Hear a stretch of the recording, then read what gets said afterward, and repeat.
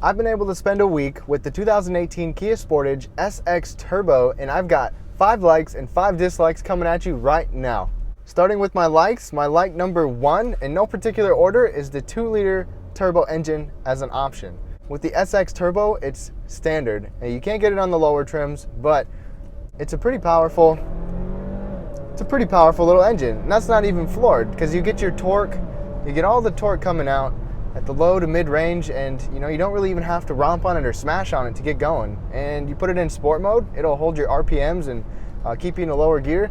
So when you get on it, it gives you your power. Not too bad at all for a compact crossover.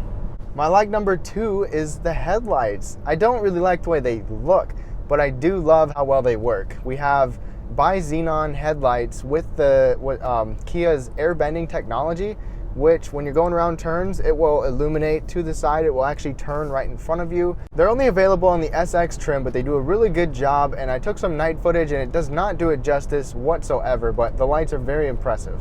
My like number 3 is the warranty. So Kia gives you a 5-year, 60,000 mile basic warranty, but then they give you a 10-year, 100,000 mile warranty for the powertrain. So when you're buying a new vehicle or even a used vehicle and you have that warranty, it definitely gives you some confidence in the vehicle.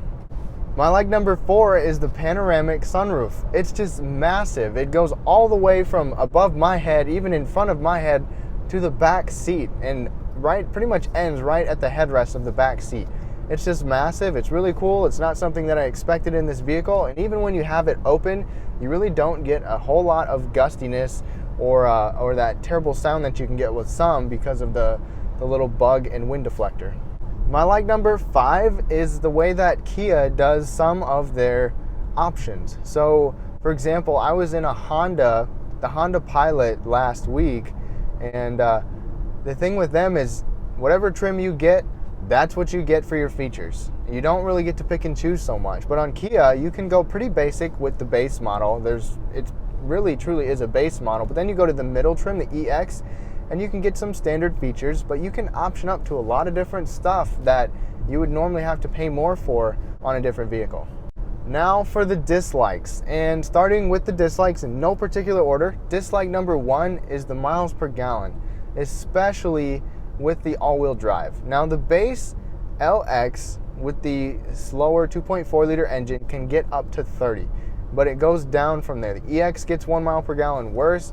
The SX gets worse, especially with this 2-liter turbo. The SX is heavier, the all-wheel drive system is heavy, and in this particular vehicle, remember this is a compact crossover, I get 20 in the city and 23 on the highway. That's not good at all. My dislike number 2 is some of the safety features. So we have all of the basics, the automatic emergency braking, blind spot, rear cross traffic, etc., but we don't actually have lane keeping assist. There's lane departure warning. So when you actually go out of your lane, it'll let you know, and it'll make a sound. It's a really annoying sound like that. It's pretty loud until you get back into your lane. But nothing will actually keep you in there, which is tech that a lot of other vehicles have. Plus, we don't have radar cruise control, which is something else that I figured should at least be available. My dislike number 3, and I almost never really give an opinion on styling because I truly really don't care, but I do not like the styling of this front end. I think it's trying a little too hard. I like the styling of the rest of the body for the most part, but something about that front end just rubs me the wrong way. I do like the way other Kias look though, so it's not a bash on Kia, it's just this front end on this Sportage. My dislike number 4 is that there's only a spare tire on the top SX trim level. There's no spare tire on the LX or the EX. You do get a tire inflator kit, which is nice, but I think that you should still get a spare tire. My dislike number 5 is something that I complained about in the much more expensive Mazda CX-9 that I was recently in, is that we don't have a locking glove box. There's got to be somewhere to lock up some valuables or a weapon or whatever you have. I think there should be a locking glove box standard on pretty much any vehicle, or at least available. So those were my 5 likes and 5 dislikes after spending just a week with this car. They're my observations. I want to know what you all think. I did enjoy my time with this vehicle, and I do have a full review available, so please be sure to check that out.